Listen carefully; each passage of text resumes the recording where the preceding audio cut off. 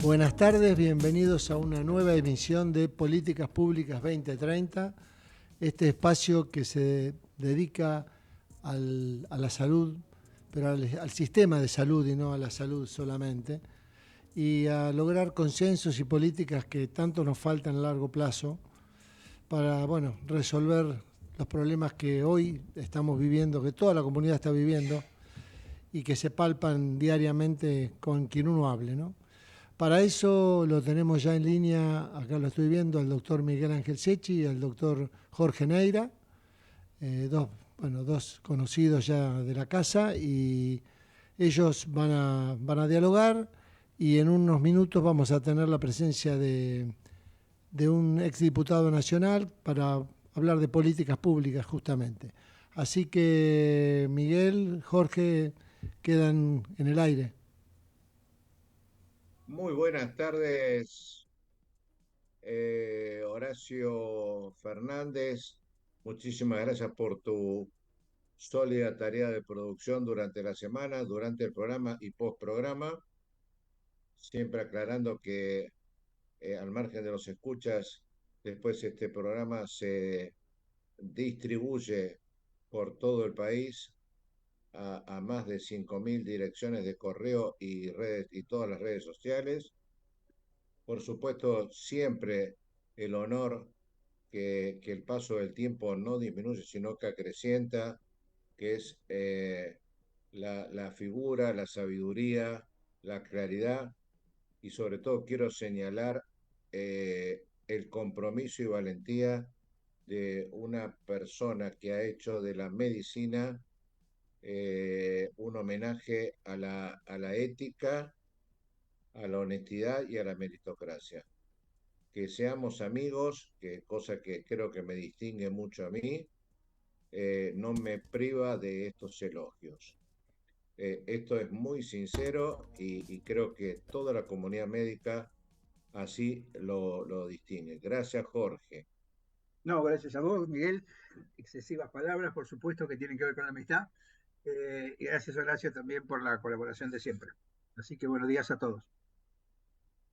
Bueno, quería como dijo Horacio, que cabe la posibilidad de que tengamos al diputado mandato cumplido Jorge Enríquez, porque pensamos con el doctor Neira y otros integrantes del grupo Medeos y la producción de Horacio Fernández, que el sistema de salud, por supuesto, tiene problemas macro y micro.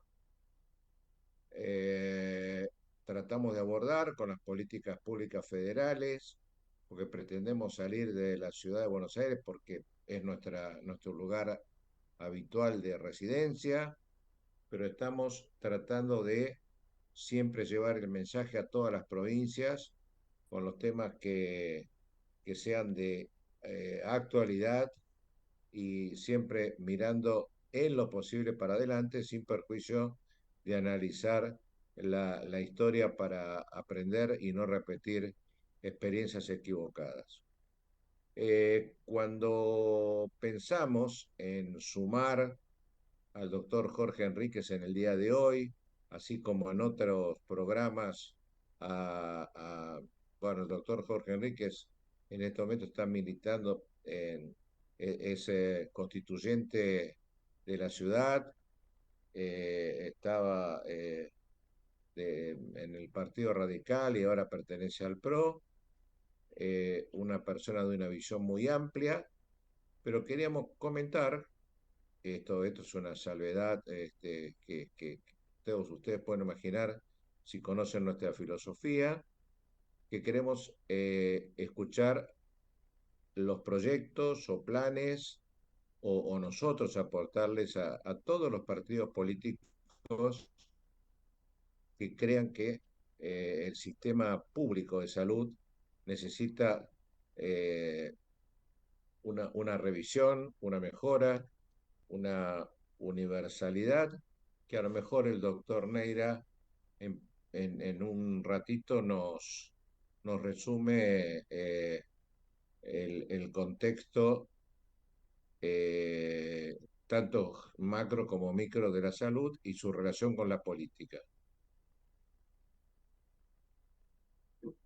Bueno, muchas gracias. Menuda tarea. En realidad, hoy a la mañana participé en una mesa redonda de una jornada del Colegio Argentino de Cardiólogos Intervencionistas, que fue muy interesante porque hablaron especialistas en salud pública y sobre todo los propios cardiólogos intervencionistas y su problemática con respecto al sistema de salud. Y claramente se manifestaron dos situaciones muy claras, cosas que conocemos perfectamente todos los que estamos aquí, los que vienen al programa. Una es el aspecto macro, que es el aspecto más difícil de modificar, digamos, de la fragmentación, la segmentación. Hoy se habló algo interesante, alguien dijo, el sistema de salud necesita mayor inversión de plata porque con lo que tiene no alcanza. Primera vez que se dice alguna cosa así, siempre se ha hablado de del costo de la ineficiencia, que el costo de la ineficiencia en algunas situaciones puede llegar, digamos, al 40% del gasto administrativo en un sistema, lo cual es excesivo. Este, y bueno, tomando esas discusiones y tomando el aspecto de la fragmentación, la segmentación y todo esto que todos conocemos, claro, ahí se hace muy difícil de modificar porque se necesitan decisiones políticas que van más allá, digamos, de cualquier proyecto, ¿no? Acá tiene que haber una decisión política de modificar el sistema, no de modificar, sino de adecuar el sistema de salud a la realidad de la persona. Esto por un lado. Por otro lado, algo que me parece importante es por qué la salud no forma parte de la agenda pública y por qué los políticos no entienden que el sistema de salud tiene que formar parte de todas las plataformas políticas cuando se, cuando se hacen las campañas, ¿no? Y esto no suele pasar, digamos, porque, bueno, no se considera como algo que tenga mérito como este, para tener que ser abordado y sin embargo es un gravísimo problema que está en una situación, digamos, coyuntural muy compleja y muy difícil de solucionar. Esto por un lado. Por otro lado, me parece que está el aspecto micro, ¿no? Y uno siempre dice, bueno, ¿qué cosas se pueden modificar ya, digamos, para que haya un cierto atisbo de mejora del funcionamiento del sistema? Uno de los datos que se planteó, que yo insistí bastante, digamos, es el tema de los datos, ¿no? Siempre se dice, bueno, nosotros tenemos datos. El tema es, cuando uno dice nosotros tenemos datos, ¿qué datos tenemos? ¿Tenemos datos fehacientes, actualizados, confiables? ¿O tenemos datos? No es lo mismo, por ejemplo, cuando ustedes tienen que hacer una base de datos. La base de datos necesita obligatoriamente tener definiciones de los lugares donde se incorpora el dato para que ese dato pueda ser comparado por otro. Y si esto no es así y no se pueden comparar los datos, esa gran cantidad de datos lo único que hace es confundir más que agregar valor.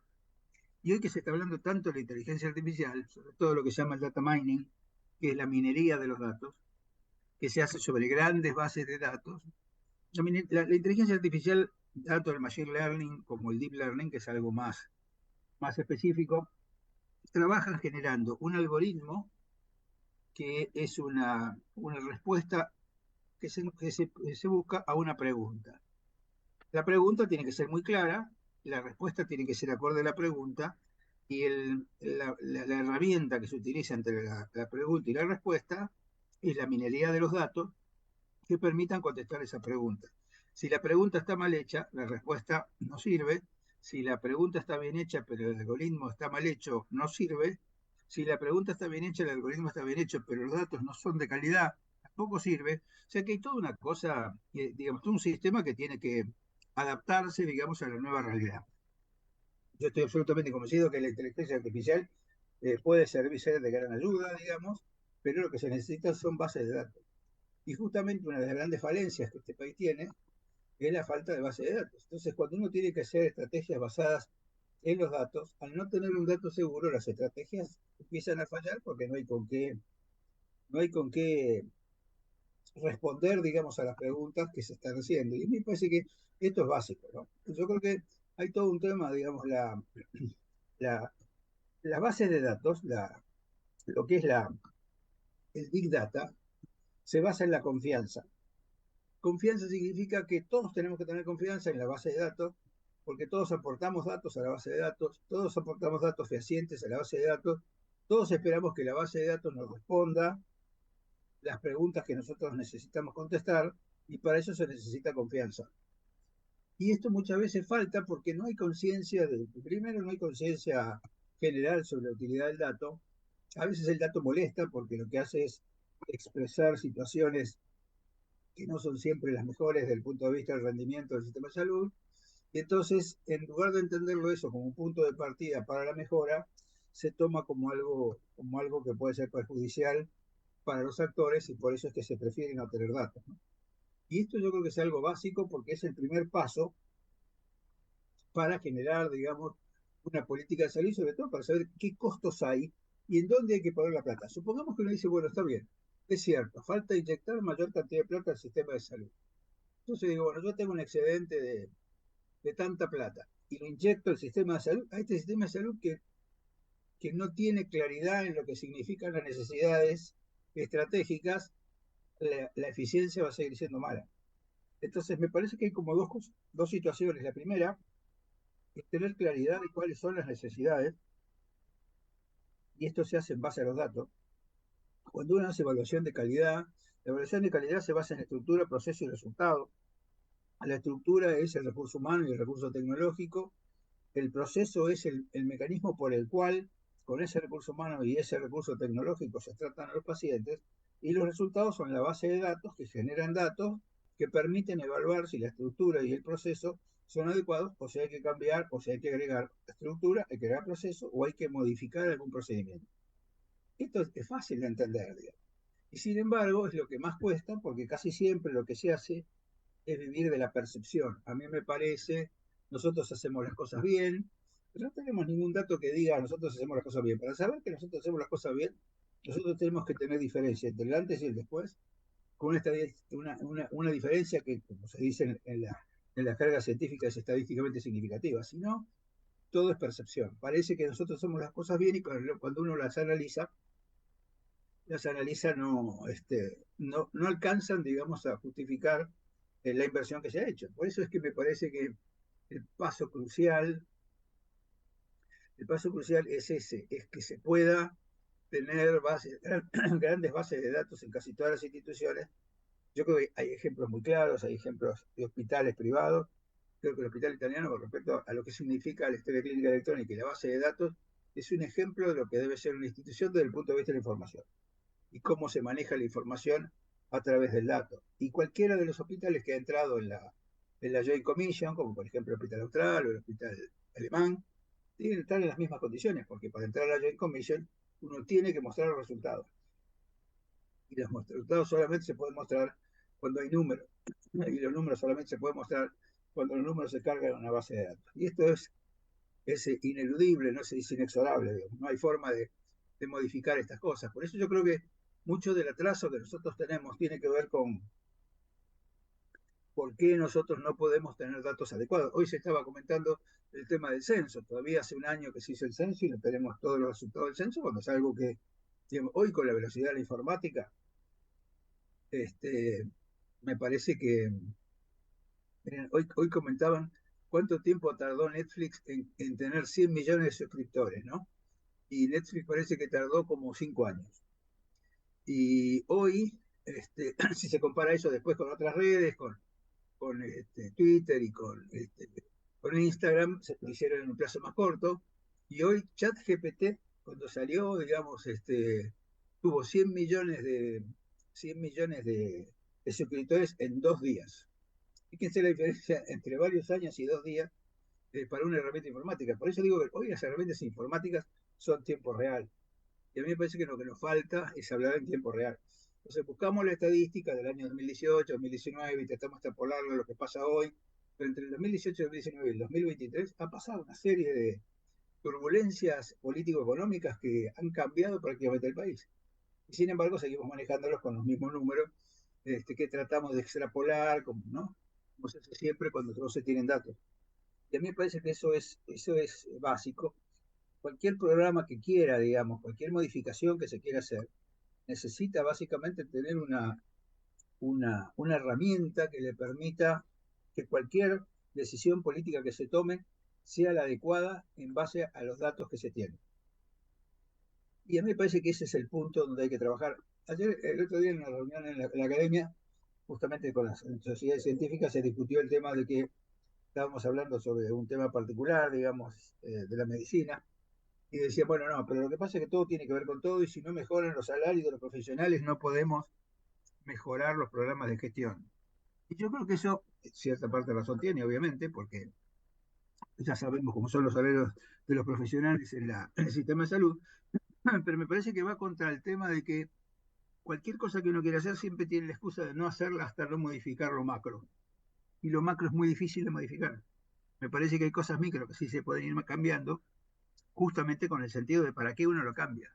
Yo creo que el salario médico está tasado, nosotros hemos discutido mucho cómo se debe armar el salario del profesional. Cuando digo médico es del equipo de salud, ¿no? Cómo se debe armar el salario del equipo de salud, pero para eso se necesita plata. Y si la plata queda entre la intermediación del sistema o queda en los costos administrativos o queda en ineficiencia, aún pensando que necesitamos más plata, la poca plata que llega tampoco genera ninguna cosa positiva. Entonces, a mí me parece que hay que trabajar mucho también en lo micro, pensando en lo macro.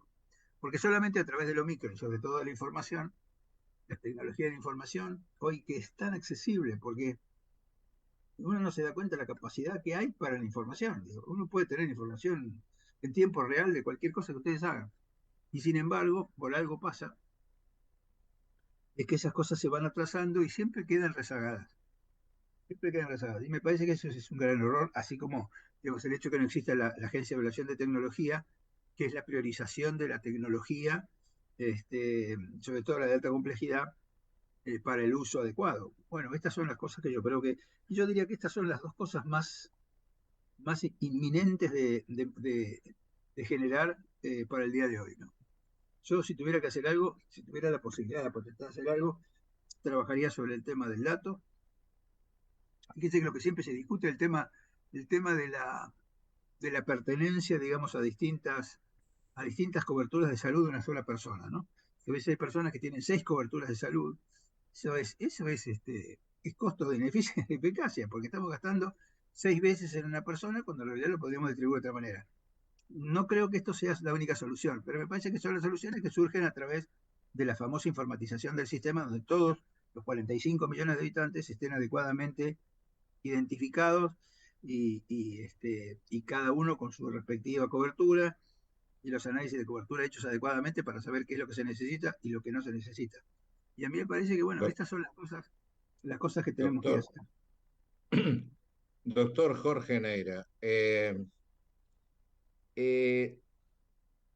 ¿te parece que podemos relacionar, bueno, cuando tengamos al doctor Enríquez o a políticos de del sector que sea, que tenga interés en escucharnos y llevar a su agenda los temas de salud, eh, lo- los temas de los que vos conocés bien, manejás, de lo macro a lo micro, los llamados determinantes o condicionantes de la salud? Yo creo que ahí es donde la política, si hablan de promoción de la salud, de prevención, me gustaría conocer tu idea respecto a eso, o sea, porque ahí se está mezclando, no digo que se mezcla naturalmente, pero de lo macro pasamos a lo micro, porque de una falta de agua potable posiblemente pasemos a una patología severa.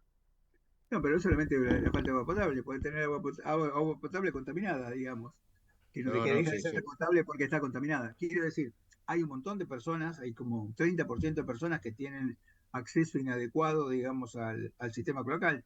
Y a mí me parece que estas son cosas que también forman parte, digamos, los determinantes sociales. Por eso nosotros en la Academia Nacional de Medicina, la de Veterinario, de Ciencias y la de Farmacia, generamos una comisión que se llama Una Salud. Una Salud es un concepto que incluye la salud humana, la salud animal, el medio ambiente y el cambio climático. Doctores, Eso, discúlpeme la interrupción, doctor Neira, perdóneme, pero está el doctor Enrique ya escuchándolos. Les digo, bueno, ¿eh? ya le damos la palabra. Termino con esto y le damos la palabra. Estamos hablando entonces de una salud que incluye estos 4 aspectos, y estos 4 aspectos están absolutamente subordinados. Quiero decir con esto que trabajar en el tema de salud no es solamente trabajar específicamente en el tema de salud humana, sino también la salud animal tiene tanto que ver. Fíjense que todas las zoonosis tienen que ver con la salud animal la resistencia de los antibióticos tiene que ver con el uso de los antibióticos en la ganadería y en lo que es la veterinaria, digamos. Así que hay muchos temas en común. Las enfermedades que genera el cambio climático o las enfermedades que genera el ecosistema. Está donde lo que vos decís, el tema de las cloacas, el tema de la contaminación de la napa. Fíjense lo que pasa en Uruguay. Uruguay deja de tener agua potable porque se le secó el acuífero, y se le secó el acuífero por una sequía que, según en Uruguay se dice, es la sequía más importante de los últimos 100 años.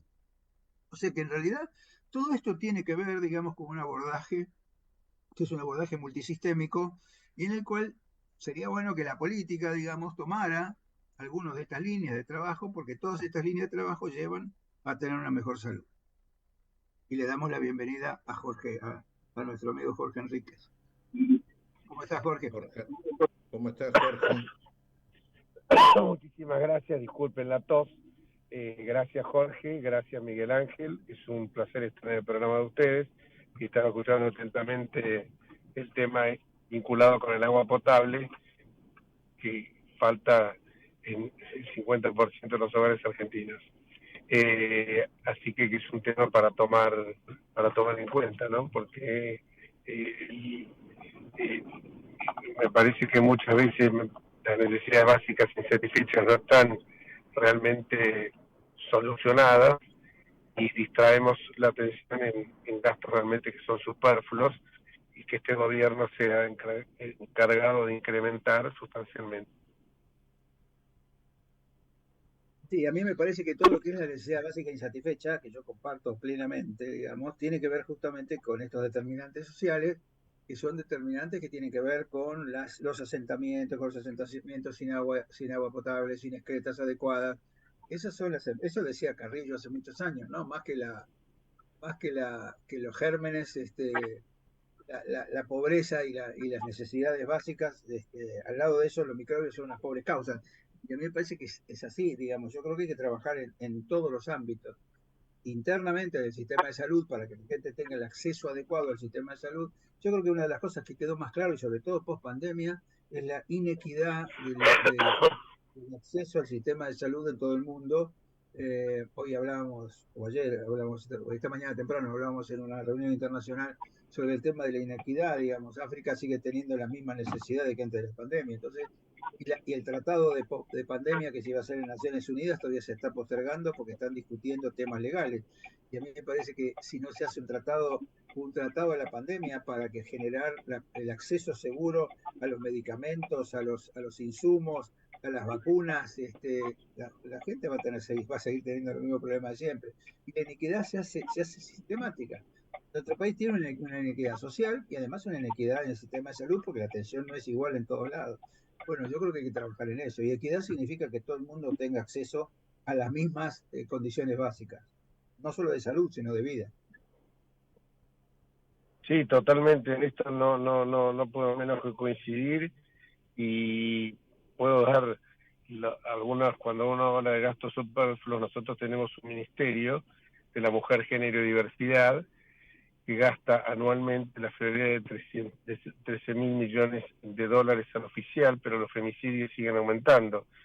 Con esa plata incorporó, desde que comenzó su gestión, con este gobierno, una persona cada día desde su creación.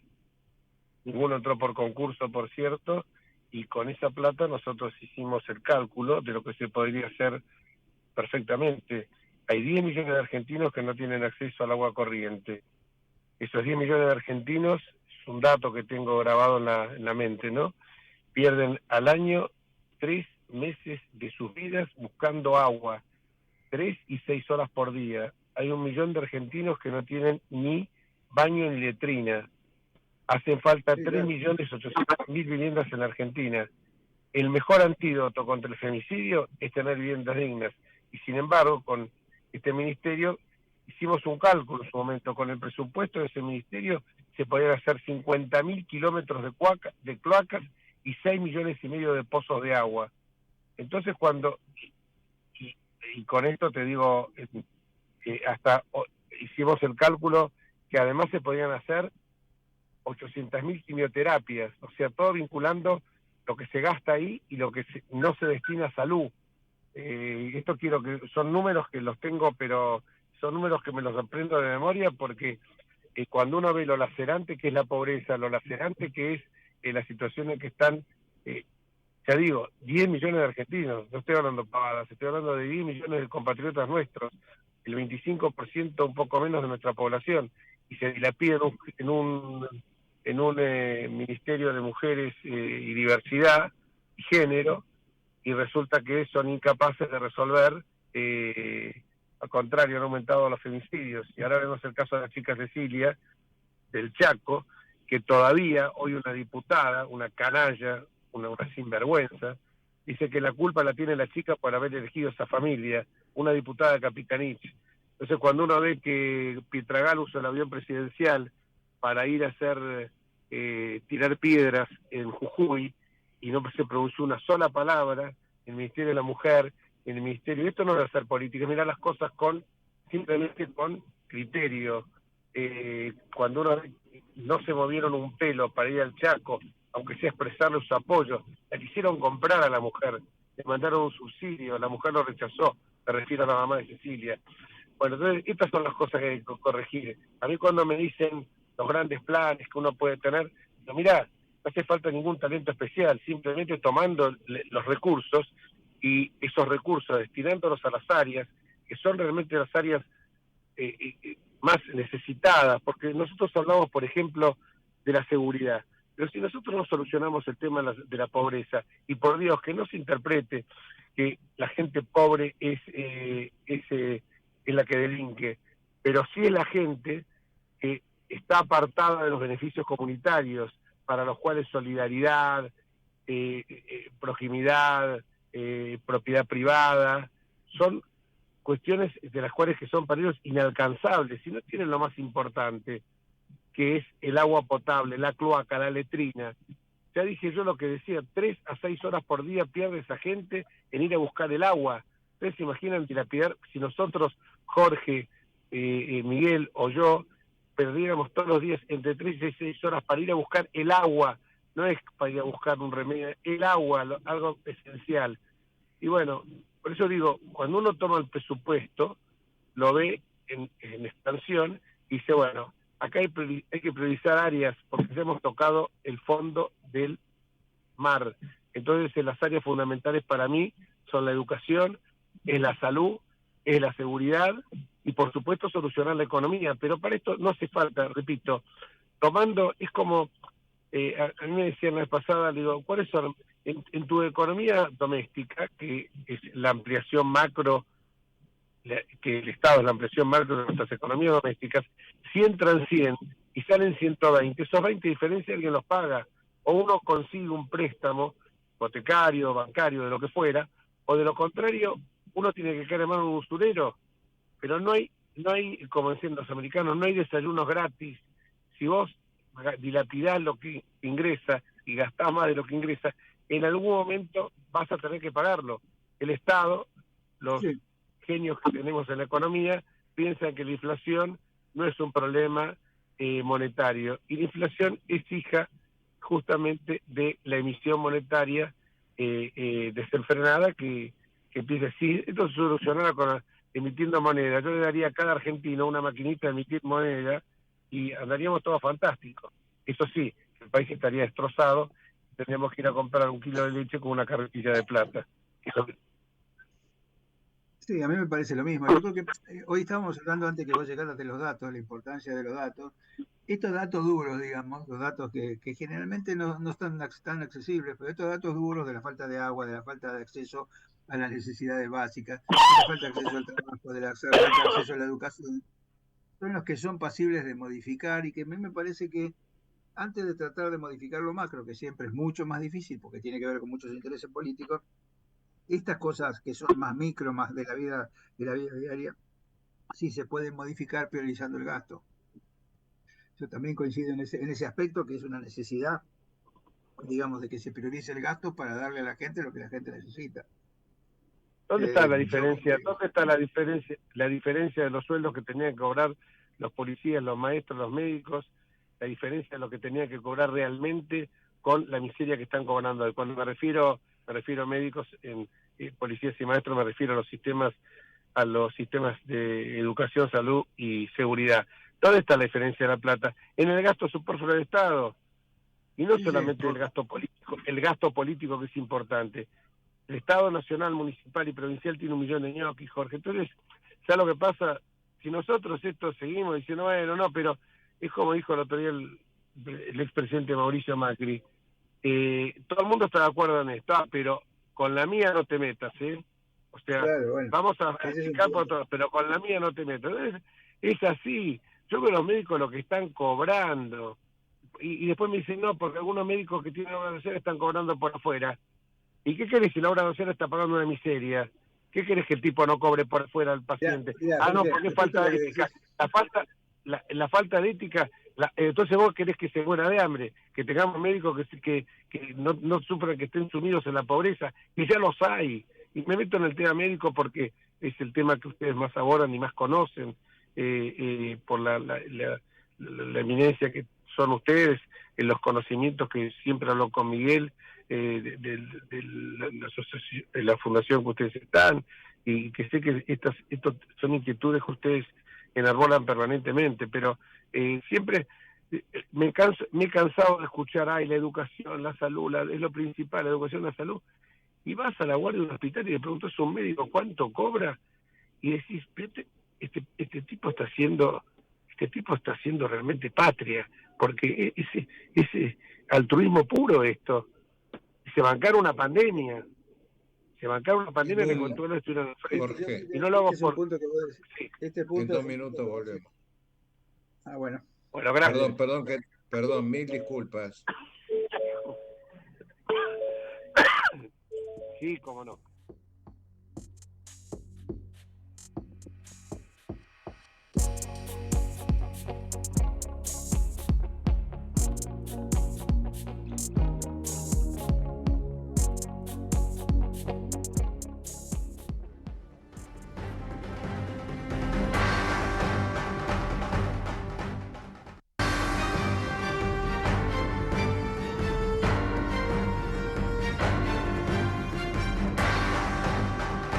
Ecomedios.com AM1220. Estamos con vos. Estamos en vos. Entre Ríos en invierno. Elegí termas, elegí disfrutar, elegí naturaleza. Tiempo para compartir con vos y tu familia. Elegí Entre Ríos. Hace bien. Gobierno de Entre Ríos. American and Merit Hoteles. Primera cadena hotelera argentina. 3, 4 y 5 estrellas. Más de 20 destinos de Argentina y el Cono Sur. Aprovecha el código promocional Puro Branding con el 10% de descuento para los hoteles American Córdoba Park, American Executive Córdoba, American Buenos Aires Park, Merit San Telmo y American Executive Mendoza Hotel hasta fin de año. No válido para fines de semana largos. American and Merit Hoteles. Informate en ecomedios.com. Seguinos en TikTok, @ecomedios1220.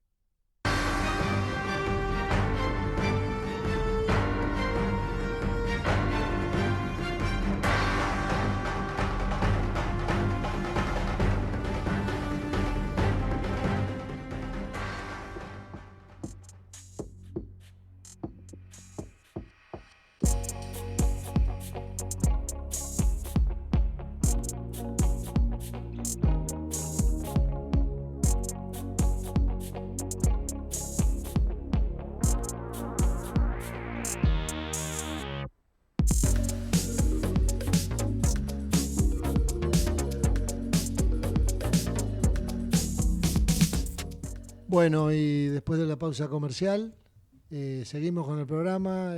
Jorge, Miguel, Enríquez se está trasladando, me dijo lo llamen 10 minutitos porque estaba yendo hacia la casa. Viste como estaba un poquitito bastante resfriado. Así que en unos minutos lo vuelvo a conectar, así que bueno, continuamos con el programa.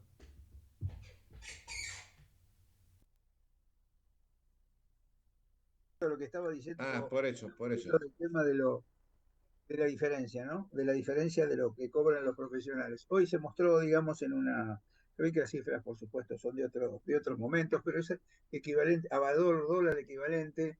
Hoy, digamos, una consulta médica está aproximadamente al valor del dólar paralelo a $2. $2 en nuestro país y en Uruguay es $25. Fíjate la diferencia, ¿no? La diferencia porcentual, porque en realidad tenemos un sistema de salud que no reconoce, digamos, al profesional y no le paga al profesional lo que le tiene que pagar. Dice, bueno,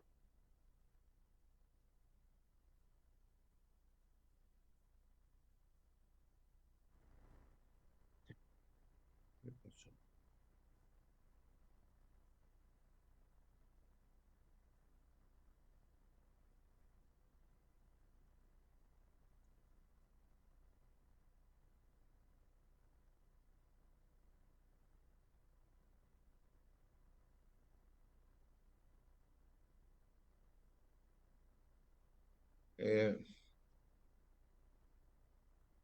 Coincido, no sé si me están escuchando, con los conceptos vertidos por Jorge, comparativos con otros países, inclusive limítrofes, y que alguna vez efectivamente fueron tratados como casi dependientes de nuestro país y hace tiempo están siendo ejemplo de gestión, de calidad, de honestidad y de meritocracia y de institucionalidad republicana sobre todo.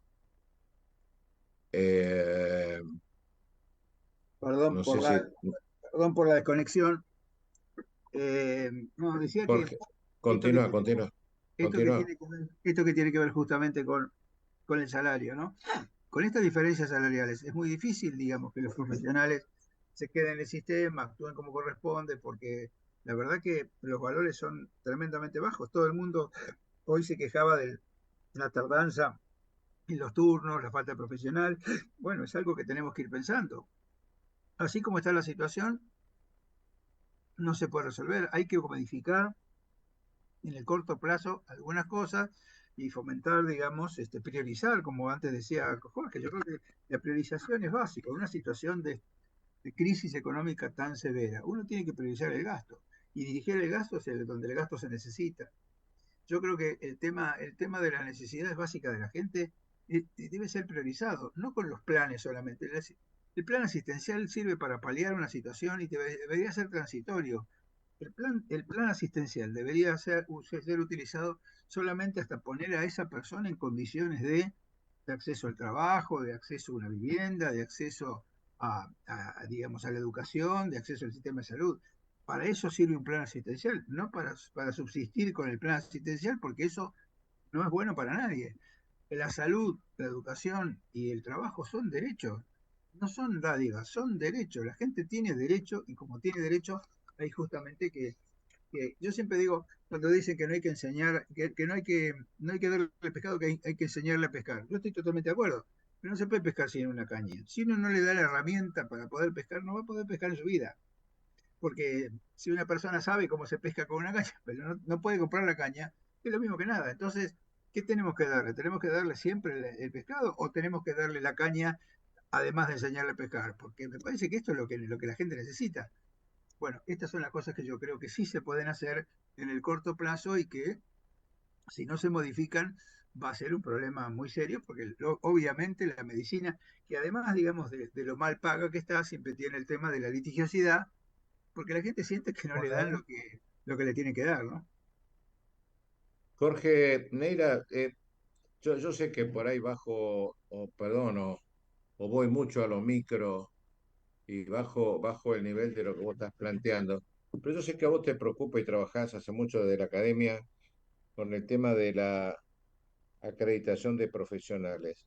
Hay un caso que está dando vuelta en los medios de comunicación de un cirujano plástico y supuestamente una serie de prácticas y confeso ayer de que él no es cirujano plástico. Jorge, ¿cómo puede ser que ese hombre siga ejerciendo la profesión? Lo digo en el contexto no enfocando a esa persona, sino a lo que vos siempre estás trabajando de la acreditación, certificación obligatoria cada 5 años.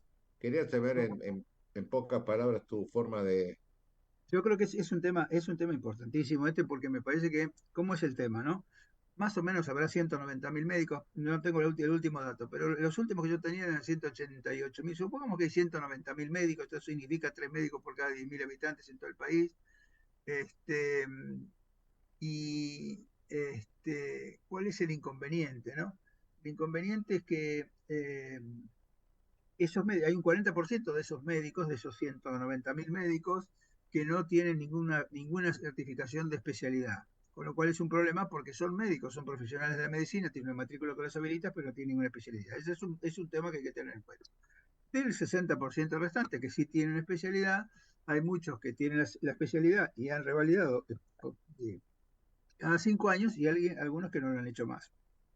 Por lo cual, en este año estamos trabajando entre el Consejo de Certificación de la Academia y el Ministerio de Salud en un programa de revalidación periódica de la certificación cada 5 años, que es una necesidad que yo creo que va a ser indispensable.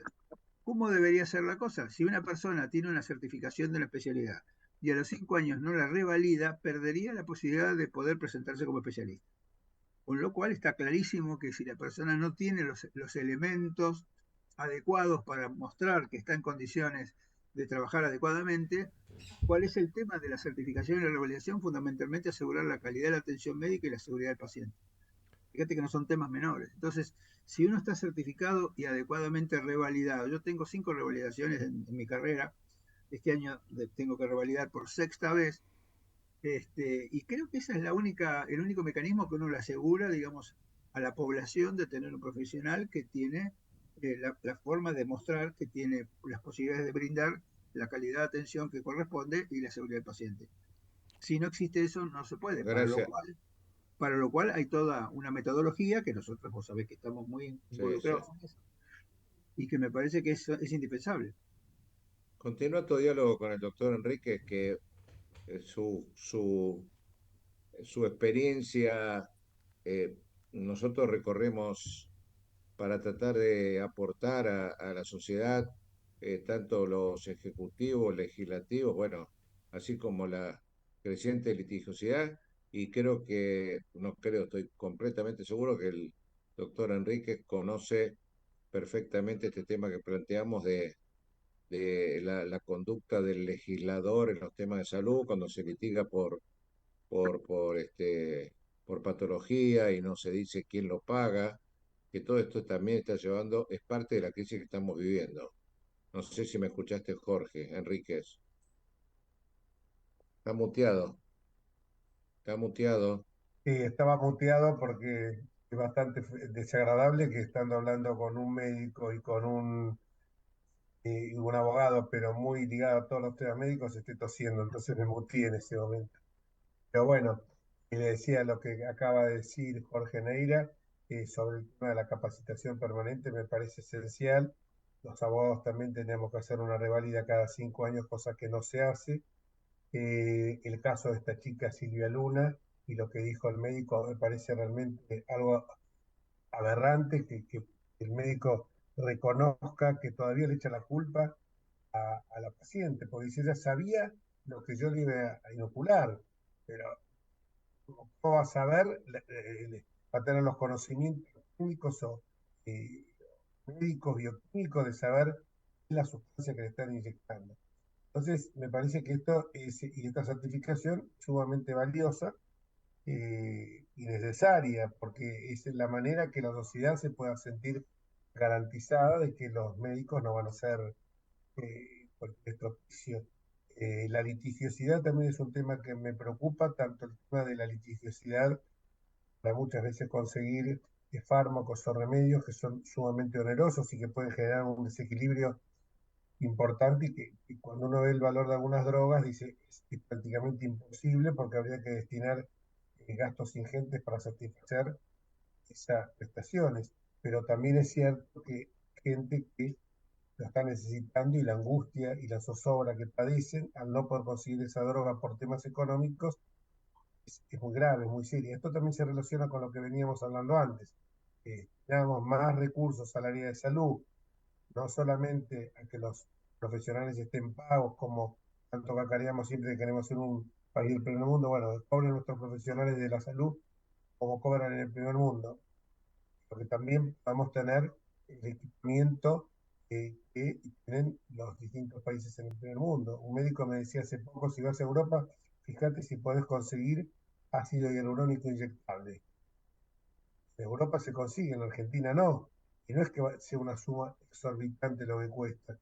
Pero esto tiene que ver con que se ha ido deteriorando. Tenemos que nosotros, por eso en el área de salud, todo el equipo nuestro que estamos trabajando con Patricia Burri, si bien no es mi especialidad esta, sí estoy imbuido no solamente porque lo que nosotros estamos proponiendo en salud va en línea paralela totalmente, mejor dicho, en línea concomitante con lo que yo he escuchado hablar siempre, tanto de Jorge Neira como de Apitino, como tantos otros profesionales, como el director del Fernández. La idea es avanzar en el desarrollo de un sistema de salud centrado en las personas, que sea más accesible, que sea equilibrado, que sea inclusivo y que sea de mayor calidad, independientemente del tipo de cobertura que tenga, ya sea pública, privada, de seguridad social, y del nivel socioeconómico y del lugar de residencia de las personas. Entonces, en esto tenemos que buscar algo que hoy no existe, la articulación e integración de los subsectores. Esto lo aprendí con ustedes. El sector público, el subsector de la seguridad social y privado. Hoy no hay orientación del sistema de salud a la asistencia primaria. No hay conectividad a Internet para las prácticas de telemedicina. Y volviendo al tema de los medicamentos y de la tecnología, hoy hay dificultades, básicamente por una aceleración de innovación tecnológica, los cambios demográficos, los cambios también epidemiológicos, de un envejecimiento poblacional cada día es mayor, o sea, la expectativa de vida sigue aumentando afortunadamente, pese a que algún día el doctor Alberto Fernández dijo malhadadamente que la gente quiere vivir más y por eso es más caro las prestaciones de cada uno. Tendría que ser al revés, la gente quiere vivir más, el desafío que tienen que responder los estados es justamente a subvenir a todo tipo de requerimientos de aparatología, sobre todo en muchos casos ligados a la motricidad que esa gente requiere, como el caso de las enfermedades crónicas. Hay que, hay que tener un aumento incesante y exponencial todo lo que hace a la satisfacción de medicamentos de alto costo. O sea, hay un déficit en la gestión también, obviamente, principalmente de los recursos humanos, no solamente el tema de la remuneración, desde ya es humillante, sino también el tema de la distribución de los incentivos financieros, los incentivos no remuneratorios. Me parece que hay que avanzar en esa dirección. En esa dirección me parece que un sistema de salud universal, una integración, como decía yo, de los subsistemas de salud, el tema de la tecnología, el fortalecimiento de los recursos humanos, se relaciona también con lo que veníamos hablando recién. Cuando hablamos de recursos humanos, tenemos que, a mi juicio, elaborar estándares mínimos de remuneraciones profesionales para todos los trabajadores de la salud, pero a partir de un mínimo sea suficientemente permisivo de poder satisfacer las necesidades esenciales, que no nos encontremos con médicos que te están diciendo un médico, que quemó las pestañas estudiando, que te está diciendo que estoy debajo de la línea de pobreza cuando veo los estándares de ahí. Médicos que están trabajando, me consta amigos que tengo en común con Miguel, que atiende 40, 50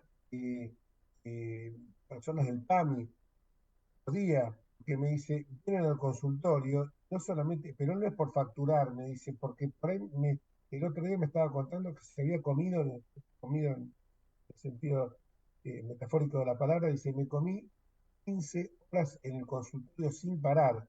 La comida que había tenido en mi casa, que me había preparado mi mujer, eran unos sándwiches que los iba comiendo entre paciente y paciente. Eso me parece que revela lo mal que estamos, y es un profesional destacado, porque si no, no tendría la cantidad de pacientes que tiene.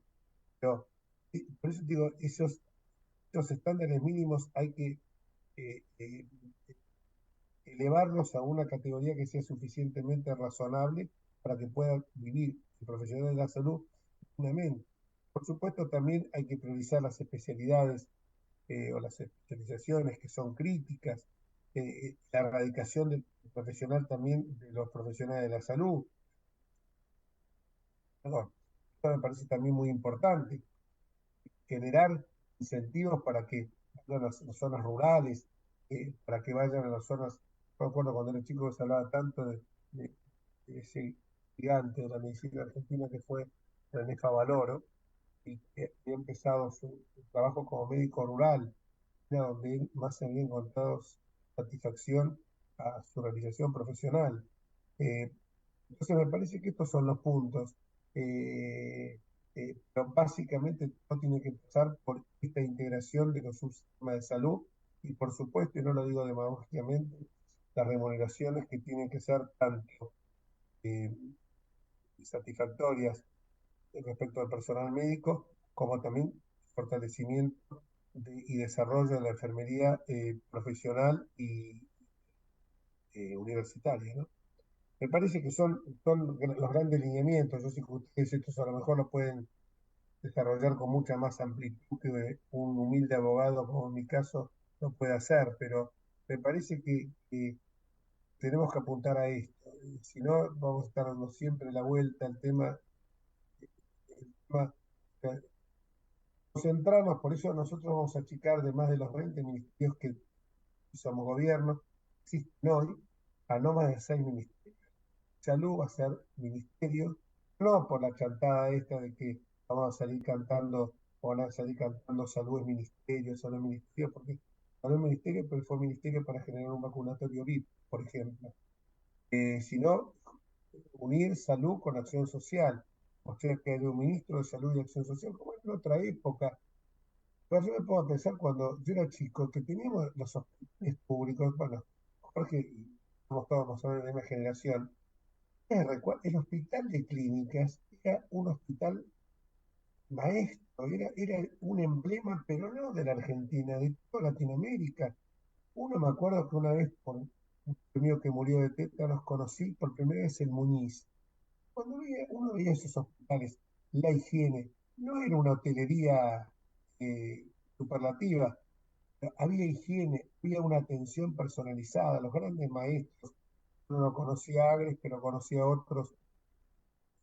Conozco a Evia y me decía que él fue discípulo de Agres, y dice que cuando lo que enseñaban sin llegar, lo que enseñaban simplemente con el ojo clínico del médico, sin llegar a realizar los estudios. Imagínense ustedes, bueno, cuando hablo de estos médicos de renombre, y no porque esté acá en el Zoom, pero no puedo dejar de decir que son médicos de nivel de Jorge Neira, los que estoy nombrando, o sea, que sean realmente que con el ojo clínico te daban, no me acuerdo los estudios, que hacían por ahí mirándote el ojo, mirándote, o sea, estudios sin llegar a tener, y esos médicos no tenían la posibilidad de la aparatología, de las ecografías, de las tomografías, de los enterogramas, hoy están al alcance de la medicina.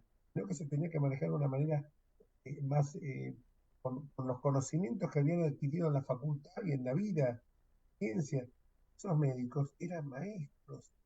Rivadavia, Fernández. Hoy muchos de estos hospitales, no digo que no estén bien, pero cuando yo los veía en aquella época, conocí una medicina donde entre un sanatorio privado y un hospital público, la diferencia era simplemente hotelería, porque las camas eran las mismas, porque la hotelería y la privacidad, que a lo mejor no van a estar en un pabellón, estaban en una habitación privada, pero la atención que tenían esos médicos era de primerísimo nivel. Eh, y las satisfacciones que daban a la población, sí eran. Hoy vemos la guardia de los hospitales hacinados, que los chicos, no hay pediatras. Entonces, uno está viendo esto y la verdad que si en este tema, en la salud, la educación, no damos un giro copernicano, no podemos tener futuro como país. Solucionaremos a lo mejor con leyes muy duras, bajando la edad de imputabilidad a 14 años, el tema de la seguridad, pero van a ser paliativos, porque no vamos a construir un horizonte a 20, 30, 40 años. Vamos a ir siempre emparchando, como las famosas leyes de Bloomberg. ¿Para qué sirvieron? Subieron las penas, los delitos aumentaron también, no se solucionó el tema mucho más de fondo, el tema de la seguridad multidisciplinario y los pilares fundamentales son la educación y la salud. El tema económico también es multidisciplinario. De vuelta, los pilares fundamentales son la educación y la salud. Si tenemos un pueblo bruto o un pueblo enfermo, no vamos a salir adelante. Discúlpenme que a lo mejor me extendí, pero ustedes son inspiradores. No, yo doy un rescate de lo que decís del tema de la salud pública. Yo, digamos, tuve la oportunidad de ser compañero de Agres en la academia y como así como de muchos otros.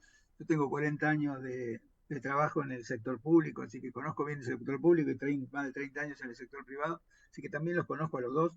Y me parece que, digamos, esta multifactorialidad hace que se pueda complementar el sistema. Es un sistema que yo soy un defensor del hospital público, siempre lo fui, porque bueno, trabajé muchos años en él, y me parece que hoy, si la seguridad social traccionara al hospital público y el hospital público de alguna manera se ayornara a ser prestador de la seguridad social, cosa que puede hacer, digamos, y eso a su vez le daría un gerenciamiento distinto y le daría un influjo de plata distinto, me parece que se podrían lograr muchas mejoras, digamos, con lo que tenemos. Yo creo que si bien es necesario poner más plata, yo creo que lo que hay que hacer es optimizar el recurso que se tiene y empezar a trabajar, como vos bien decías antes, priorizando el gasto en lo que la gente necesita. Y solamente priorizando el gasto, y una vez que uno priorice el gasto y sepa muy bien en qué lo tiene que gastar porque tiene datos, es que esto se puede modificar, puede tener un atisbo de modificación, porque después si hay que poner más plata, bueno, surgirá de los datos, surgirá de la necesidad que el dato muestra, que es absolutamente dramático, digamos, como los datos muestran las necesidades, y de esa forma se puede gastar, digamos, en lo que hay que gastar como corresponde. Así que yo creo que ambas cosas son factibles en el corto plazo. No, sí, sí, sí, yo también comparto contigo que son absolutamente compatibles, perdón, que son absolutamente compatibles, pero la priorización del gasto es esencial. Un Estado elefantiásico, un Estado bobo, un Estado paquidérmico como el que tenemos, ha demostrado que no satisfizo las necesidades fundamentales de la población y porque ha dilapidado recursos en distintas áreas, y no cuando uno lo ve eso, ¿por qué lo ve? Porque uno va a la guardia de un hospital y ve las condiciones que por ahí trabaja un médico, le pone todo lo mejor, se morfó la pandemia con un estoicismo increíble, y uno ve de repente que hay oficinas públicas donde vas, ves que hay oficinas públicas que siguen trabajando telemáticamente, porque siguen trabajando a distancia. Entonces, vos, ¿cómo? Entonces, yo digo, cierto, no gastar más, pero priorizar el gasto, más en salud y en educación, sí, no hay duda, pero no hace falta tener un talento especial, saber recortar, como en las casas nuestras. Cuando éramos chicos, nuestra madre decía, che, apaga la luz, que se gasta mucho de luz. La luz la empezaron a regalar a la marchanta. Y entonces, claro, mis hijos se acostumbraron que como la luz estaba subsidiada, llegaban a casa, prendían toda la luz en la casa, todos los televisores, todas las computadoras. Y eso no era así. Y yo venía de un hogar de clase media alta, ¿eh?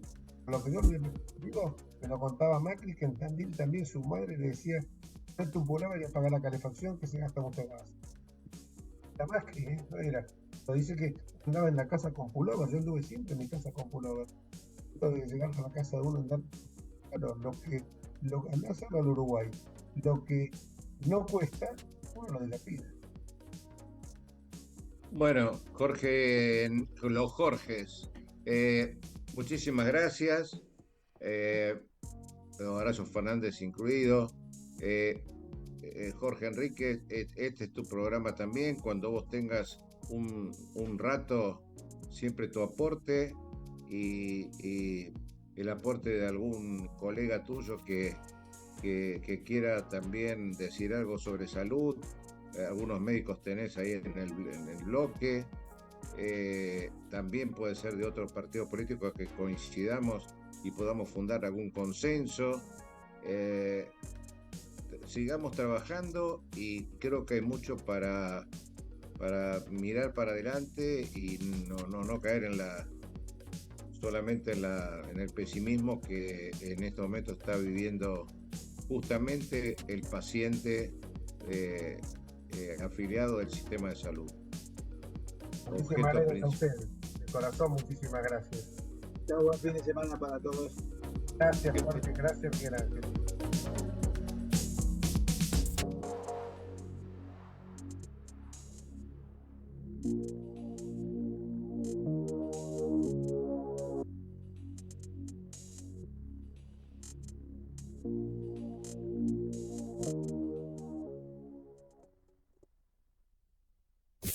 Desde Buenos Aires, transmite LRI 224, AM 1220, Ecomedios.